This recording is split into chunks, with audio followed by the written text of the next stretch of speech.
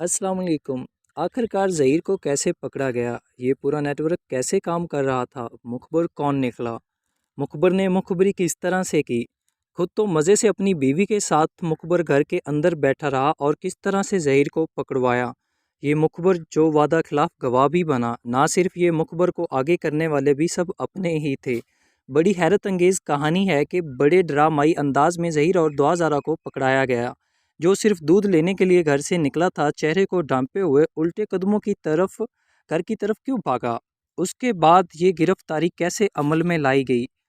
घर के अंदर उस वक्त ऐसा क्या हुआ कि दुआ ज़ारा के कपड़े बदलवाने पड़े?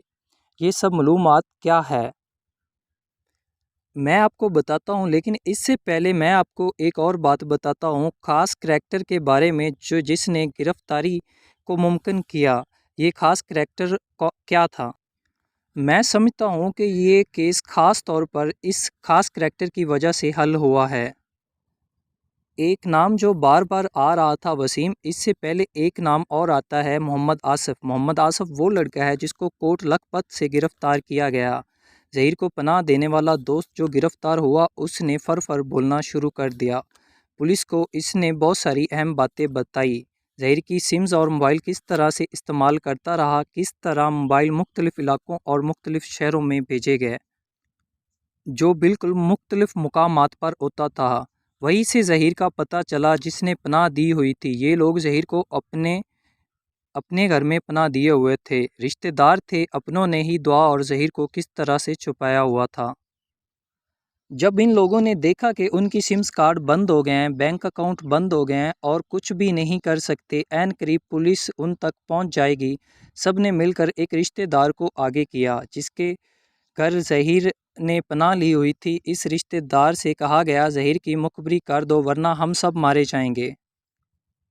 इसके बाद इस मुखबर ने ज़हीर के बारे में पुलिस से मुखबरी की।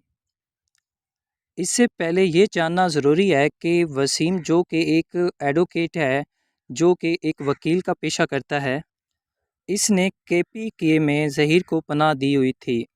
वसीम जो है मुबीना तौर पर राय खुर्रम के जानने वाला है या दोस्त है, इस बारे में मज़ीद मालूमात आ रही हैं। जैसे ही आएंगी मैं फ़ौरी तौर पर आपको कन्फर्म कर दूंगा। राय खुर्रम के कहने पर वसीम ने ज़हीर को अपने घर में ना सिर्फ रखा बल्कि अपने घर में पनाह भी दी। वसीम और इसकी बीवी जो हैं इसलिए फ़रार होते हैं कि पुलिस बार बार जगह जगह छापे मार रही है। इनके वालिदैन के घर पर भी पुलिस ने छापे मारे, लेकिन वसीम अपनी बीवी के साथ हमेशा गायब हो जाता था। दुआ ज़ारा और ज़हीर को भी गायब करता है। इनकी प्लानिंग के तहत जगह जगह कपड़े छोड़े जाते हैं, क्योंकि एक मकान से पुलिस को इनके कपड़े मिलते हैं। ये सारी एक पूरी गेम है।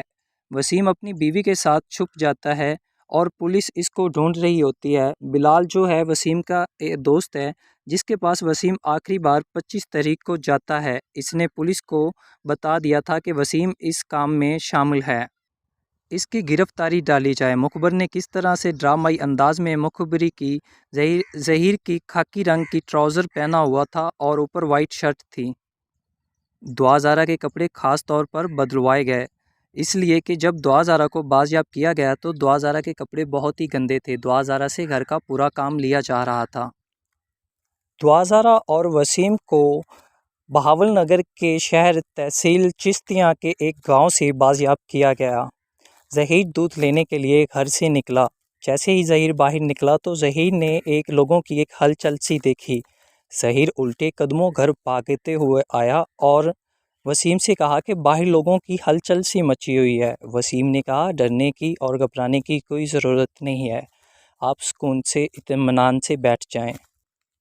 वसीम ने दोबारा पुलिस को आगाह कर दिया कि ज़हीर को इस बात का शक हो गया, लेकिन ज़हीर इससे पहले कुछ कर पाता। पुलिस ने घर को घेरे में ले लिया और ज़हीर को पकड़ लिया। पुलिस ने ज़हीर और दुआ ज़ारा को बाज़याब कर लिया है। अब पुलिस ने अपनी कानूनी कार्रवाई करने के बाद दुआ ज़ारा और ज़हीर को अदालत में पेश करना है। अदालत में पेश करने के बाद सारी बात सामने आएगी कि दुआ ज़ारा के साथ क्या होता रहा। दुआ ज़ारा को किडनैप किया गया है या दुआ ज़ारा अपनी खुशी से रह रही थी। जो भी अपडेट्स होंगी मैं आप तक ज़रूर पहुंचा दूंगा अगली वीडियो में इंशाल्लाह।